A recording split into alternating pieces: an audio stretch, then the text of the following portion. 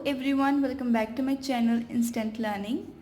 तो आज हम करेंगे बैलेंस्ड केमिकल इक्वेशंस क्या होती हैं, अनबैलेंस्ड केमिकल इक्वेशंस क्या होती हैं और अनबैलेंस को हम बैलेंस कैसे कर सकते हैं। और वो मैं आपको बहुत इजी वे से सिखाऊंगी।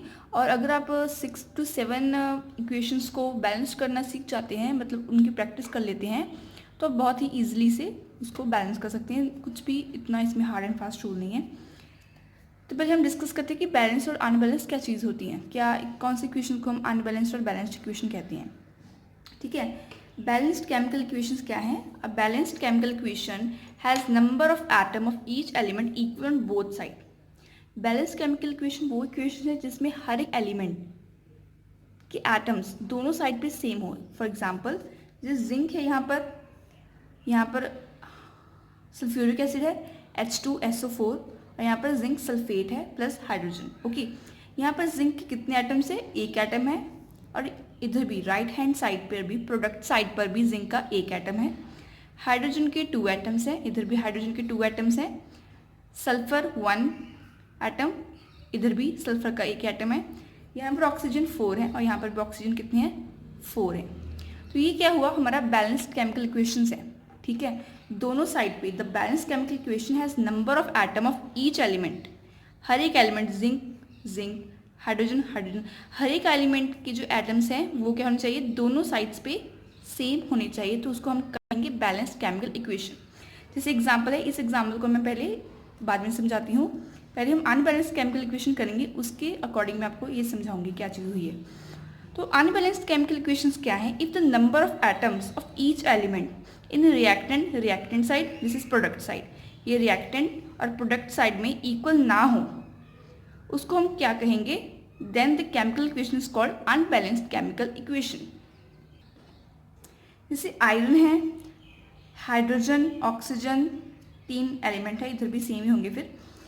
तो इधर आयरन जो है 1 एटम है आयरन का, इधर आयरन के कितने एटम्स हैं, 3 एटम्स हैं। हाइड्रोजन के 2 एटम्स हैं, यहाँ पर भी हाइड्रोजन के 2 एटम्स हैं।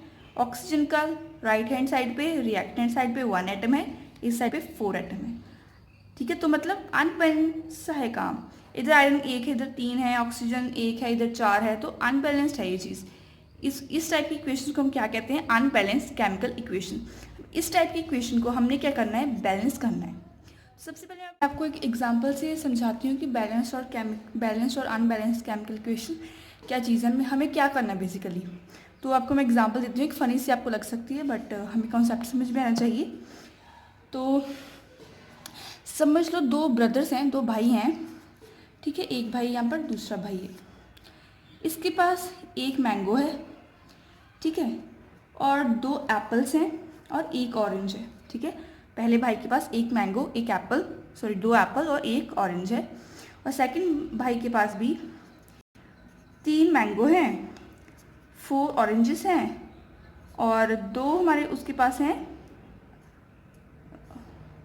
एप्पल। ओके, इसको यहाँ पर लिख लेते हैं, 2 एप्पल हैं और 4 ऑरेंजेस हैं। ठीक है, तो अभी इसके पास और इसके पास अलग अलग क्वांटिटीज़ में है, पर हमें चाहिए कि दोनों के पास सेम अमाउंट ऑफ फ्रूट्स हो। ठीक है, तो हमें क्या करना है, अभी हमने सबसे ज़्यादा वाले देखना है कि इसके पास सबसे ज़्यादा कौन सा है, ऑरेंजेस सबसे ज़्यादा है, 4 ऑरेंजेस है। ठीक है, तो इसके पास भी 4 होने चाहिए। हम क्या करेंगे, इस वाले को 4 से मल्टीप्लाई कर देंगे। अब क्या हुआ, इसके पास भी 4 ऑरेंजेस हो गए, इसके पास भी 4 ऑरेंजेस हैं। बाकी चीज़ें देखते हैं। एप्पल 2 है इसके पास और इसके पास भी एप्पल कितनी है, 2 हैं। ये तो चीज़ सही है, ये बैलेंस्ड है। इसके पास एक मैंगो है और इसके पास 3 मैंगोज हैं। इसके पास 3 है, इसके पास 1 है, तो हम इसको भी 3 के साथ मल्टीप्लाई कर देंगे। अभी हम चेक करते हैं, इसके पास भी 3 मैंगोज हैं, इसके पास भी 3 मैंगोज हैं। इसके पास 2 एप्पल्स हैं, इसके पास भी 2 एप्पल्स हैं। इस वाले के पास 4 ऑरेंजेस हैं, इस वाले के पास भी 4 ऑरेंजेस हैं। अब ये चीज़ क्या होगी, बैलेंस हो गई है। यही चीज़ हमने अपनी इक्वेशंस में यूज़ करनी है। ऐसा तो नहीं, इसके जैसा यूज़ करेंगे। आपको थोड़ा बहुत कॉन्सेप्ट इससे क्लियर हो गया होगा, आई होप।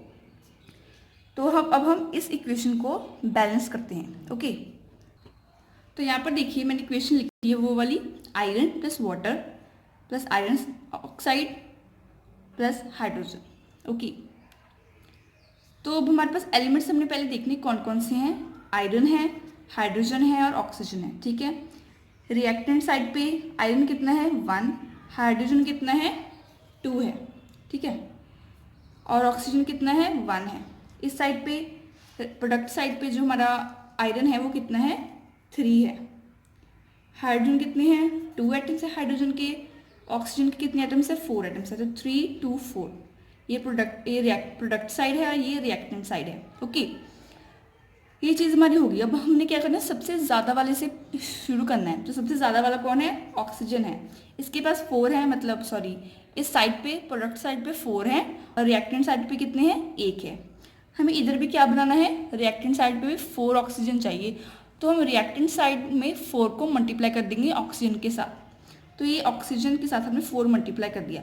ये सबसे पहली बात ये अपने ध्यान रखनी है, ये जो ऑक्सीजन है ना ये एक ही कंपाउंड है, वाटर H2O एक ही कंपाउंड है।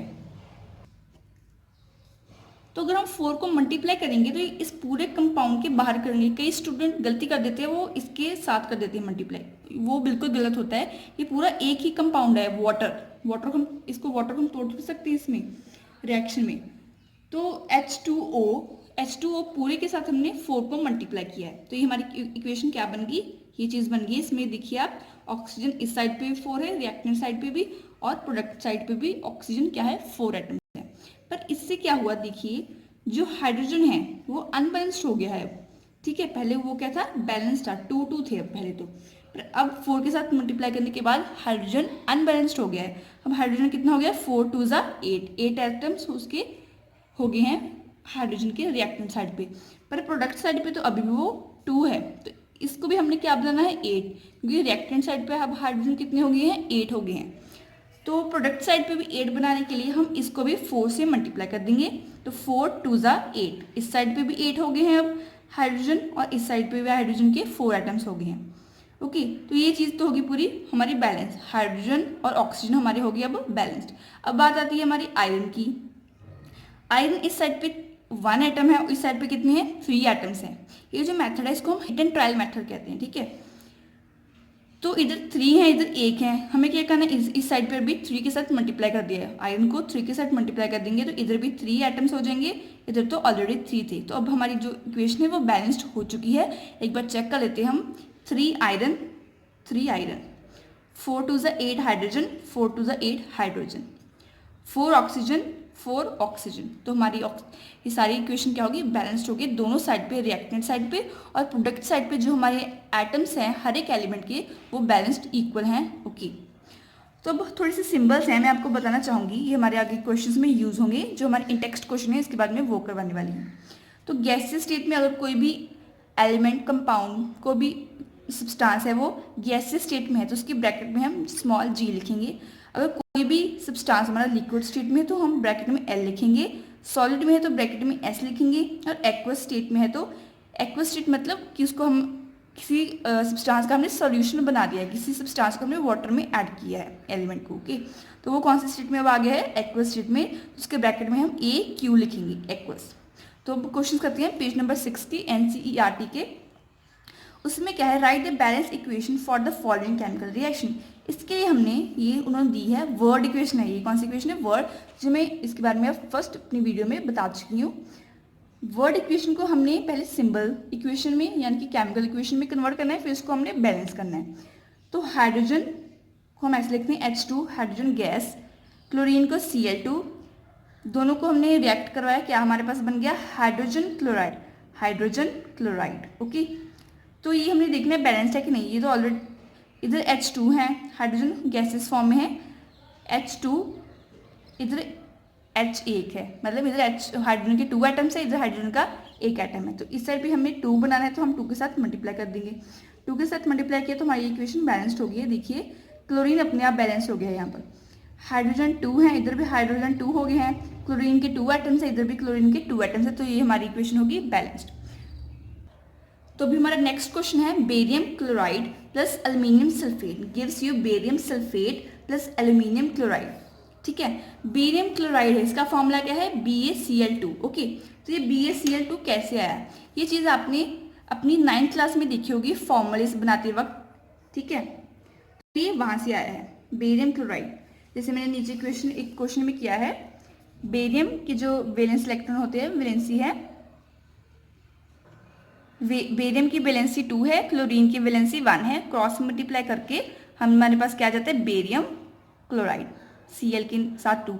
ये चीज़ आपने फॉर्मूले जो बिल्ड करनी है, आपने 9th क्लास में आपने ये पढ़े होंगे कि इसकी वैलेंसी क्या होती है, इसकी वैलेंसी क्या होती है, ये 9th क्लास का कॉन्सेप्ट है। तो आप एक बार उससे ज़रूर रिवाइज कर लीजिएगा NCERT की बुक से। तो ये हमने यहाँ पर कॉन्सेप्ट यूज़ किया है बेरियम क्लोराइड। नेक्स्ट है एल्यूमिनियम सल्फेट, तो इसका फॉर्मूला ऐसे बनेगा, एल्यूमिनियम की वैलेंसी 3, सल्फेट की वैलेंसी 2, तो क्रॉस मल्टीप्लाई करेंगे, ये 3 है इस पूरे के बाहर लगे क्योंकि ये पॉली एटॉमिक एटम है। ओके, तो क्या बन जाएगा हमारा एल्यूमिनियम सल्फेट, क्या देता है हमें, बेरियम सल्फेट देता है, बेरियम सल्फेट, ठीक है। नेक्स्ट हमारा क्या है, aluminium chloride plus aluminium chloride, ये भी सेम इसी फॉर्मूले से बना हुआ है। आप एक बार 9th क्लास की बुक में से ये ज़रूर चेक कर लीजिएगा। ओके, वहाँ पर एक टेबल दिया गया है, टेबल को आप लर्न भी कर सकते हैं अगर आप करना चाहे तो। अब हमने इसको बैलेंस करना है। अब यहाँ पर देखिए बेरियम 1 है, यहाँ पर भी बेरियम का 1 एटम है, क्लोरीन के 2 हैं, यहाँ पर क्लोरीन के 3 एटम्स हैं, एल्यूमिनियम के 2 एटम्स हैं, यहाँ पर एल्यूमिनियम का 1 एटम है। इस साइड पे सल्फर, यहाँ पर हमने सल्फर के 3 है, ब्रैकेट के बाहर 3 लगा हुआ है, मतलब सल्फर के 3 एटम्स हैं, ऑक्सीजन के 4 3 12 एटम्स हैं। यहाँ पर सल्फर का 1 ही है, यहाँ पर कितने थे, 3 थे, ऑक्सीजन के 4 है, यहाँ पर कितने थे, 12 थे। तो अब हम बैलेंस करना शुरू करते हैं। तो यहाँ पर अगर हमें 3 के साथ मल्टीप्लाई कर दिया, ओके, क्योंकि हमने सबसे पहले ऑक्सीजन को बैलेंस करना स्टार्ट करना है, ठीक, क्योंकि ऑक्सीजन ज़्यादा अमाउंट में है, 12 अमाउंट में है, तो ऑक्सीजन 4 है, इधर 12 है, इस साइड पे भी हमने 12 बनाया, तो क्या करेंगे हम 3 से मल्टीप्लाई करेंगे पूरे कंपाउंड के साथ, ये 3 मल्टीप्लाई होगा, ये ध्यान रखने की ज़रूरत है यहाँ पर, ठीक है। यहाँ पर अब ऑक्सीजन कितना हो गए हैं, 3 4 12, यहाँ पर भी कितने हैं, 4 3 12, तो ऑक्सीजन हमारा हो गया बैलेंस्ड। अब इसके बाद हमने देखा कि यहाँ पर बेरियम 3 हो गए हैं, यहाँ पर बेरियम तो 1 ही है, इसलिए हमने बेरियम को अब करना है। तो इधर भी हमने 3 करने के लिए बेरियम के साथ 3 को मल्टीप्लाई कर दिया, मतलब पूरे कंपाउंड के साथ मल्टीप्लाई कर दिया, ठीक है। अब हमारा बेरियम क्या हो गया, बैलेंस्ड हो गया। ऑक्सीजन हम पहले बैलेंस कर चुके हैं। उसके बाद है क्लोरीन, देखते हैं अब हम, 3 2 6, इधर 6 क्लोरीन है, इधर कितने क्लोरीन है, 3 ही है, तो हम क्लोरीन को भी यहाँ पर 6 बनाना चाहते हैं, तो क्या करेंगे, हम 2 से मल्टीप्लाई कर देंगे, तो 2 3 क्या हो गए, 6 हो गए। सब कुछ हमारा बैलेंस है, एल्यूमिनियम भी हमारा बैलेंस हो चुका है अपने आप, एल्यूमिनियम 2 है, यहाँ पर कितने हैं, एल्यूमिनियम 2 है। तो इस तरीके से आप हिट एंड ट्रायल मेथड से ये सब कर सकते हैं, पर इसके लिए पहले आपको वर्ड को केमिकल इक्वेशन में चेंज करना होगा, उसके लिए आपको ये फॉर्मूलेस वगैरह आनी चाहिए, वैलेंसी वगैरह आनी चाहिए, ठीक है, क्या उनके ऊपर क्या चार्जेस हैं। नेक्स्ट है हमारा sodium plus water H2O, sodium hydroxide, यह सोडियम हमारा ये हाइड्रोक्साइड है, इसके लिए भी सोडियम की वैलेंसी 1 होती है और हाइड्रोक्साइड की भी 1 होती है, पॉलीएटॉमिक एटम। नेक्स्ट है हमारा H2 हाइड्रोजन, तो ये हमारा देखिए अनबैलेंस इक्वेशन, इसको बैलेंस करना है। सोडियम 1 है, इधर भी एक एटम है, यहाँ पर ऊपर वाली इक्वेशन में देखते हैं, सोडियम एक एटम है, इधर भी सोडियम का 1 एटम है। हाइड्रोजन 2 है, यहाँ पर भी 2 है, सॉरी यहाँ पर 3 है, ठीक है। टोटल देखने हमें यहाँ पर कितने हैं, 2 + 1 3। ऑक्सीजन 1 है, इधर भी ऑक्सीजन, मतलब हाइड्रोजन अनबैलेंस है। यहाँ पर कितने हैं, 3 हैं और यहाँ पर 2 हैं, तो कुछ मतलब इधर हम अब 3 नहीं कर सकते किसी भी टाइप से, ठीक है, और इधर हम 2 नहीं कर सकते, तो हम क्या करेंगे, हम 2 के साथ मल्टीप्लाई करके देखते हैं। इस साइड को हमने इवन नंबर में इसको कन्वर्ट कर लेना है, ठीक है। 2 × 2 4, और यहाँ पर भी कितना हो गया, इसके साथ 2 मल्टीप्लाई करने के बाद 2 हाइड्रोजन + 2 हाइड्रोजन, टोटल 4 हाइड्रोजन, ठीक है। अब यहाँ पर सोडियम 2 हो गया, पर यहाँ पर तो सोडियम 1 है, इसलिए यहाँ पर भी सोडियम को हमें 2 चाहिए, तो हम इसके साथ 2 के साथ मल्टीप्लाई कर देंगे, ओके। तो हमने ज़्यादा से ज़्यादा ये कोशिश करनी है, इसको आप ट्रिक भी कह सकते हैं कि हम इवन नंबर ऑफ एटम्स हमें चाहिए होते हैं, ठीक है। और यहाँ पर आपने देखा यहाँ पर 3 एटम्स थे हाइड्रोजन के, और इधर कितने थे, 2 थे ना, हम यहाँ पर 3 बना सकते हैं और ना यहाँ पर हम 2 बना सकते हैं। तो हमें दोनों को इवन नंबर से मल्टीप्लाई कर दिया, 2 से, लोएस्ट इवन नंबर से, तो इसलिए हमारा बैलेंस करने में हमें आसानी हुई है। ठीक है, तो नेक्स्ट हमारा क्वेश्चन है right balanced chemical equation with state symbol for the following. इसमें हमें क्या करना है, इसमें हमारे पास 3 चीज़ें करने को। पहले वर्ड इक्वेशन को सिंबल केमिकल इक्वेशन में चेंज करना है, ठीक है, फिर उसे हमें बैलेंस करना है, प्लस उसके साथ थर्ड काम क्या है, हमें स्टेट सिंबल भी लिखने की, वो कौन सी स्टेट में है। ठीक है, जैसे ये क्वेश्चन है sodium of barium chloride, sorry solution of barium chloride and sodium sulphate. Solution of barium chloride and sodium sulphate, इसका क्या मतलब है, ये दोनों क्या है, एक्वस फॉर्म में है। बेरियम क्लोराइड BaCl2 कौन सी फॉर्म में है, सोल्यूशन है, मतलब एक्वस फॉर्म में है, तो इसके ब्रैकेट में हमने उसकी स्टेट लिख दी, यानी कि एक्वस। और ये भी सोडियम सल्फेट भी कौन सी फॉर्म में है, एक्वस सोल्यूशन फॉर्म में है। ठीक है, तो हमारे पास क्या बनता है, to give insoluble barium sulphate, ये हमारा इनसॉल्युबल है, प्रेसिपिटेट है, और इनसॉल्युबल है मतलब ये सॉलिड फॉर्म में होगा। ठीक है, इसके साथ हमने सॉलिड लिख दी है, इसकी स्टेट लिख दी है, and solution of sodium chloride और सोडियम क्लोराइड। ठीक है, ये फॉर्मूलेस ऐसे बने हैं, मैंने लिखा हुआ है, आप इसको चेक कर सकते हैं।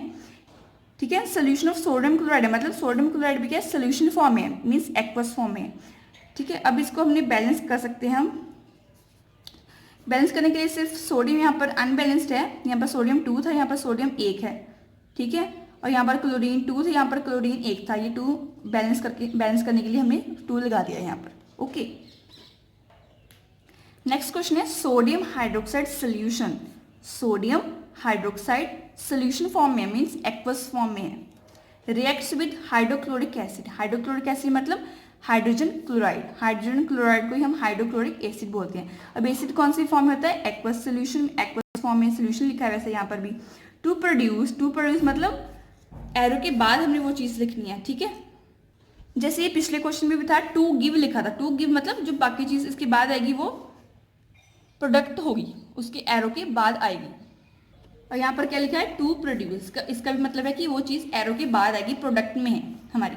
ठीक है, to produce sodium chloride solution means sodium chloride, अब सोल्यूशन फॉर्म में तो एक्वस साथ में आएगा। ठीक है, उसकी स्टेट है एक्वस की, वो किस फॉर्म में, सॉलिड है, लिक्विड है, गैसियस है, या फिर एक्वस है। ठीक है, एंड वाटर, प्लस क्या देता है हमारे पास, वाटर देता है। Sodium hydroxide solution, sodium hydroxide solution, sodium hydroxide solution reacts with hydrochloric solution, reacts with hydrochloric solution gives, to produce, क्या प्रोड्यूस करते हैं हमारे पास, sodium chloride solution, sodium chloride solution and water. तो I hope you liked my video, then please share it, subscribe it, and thank you.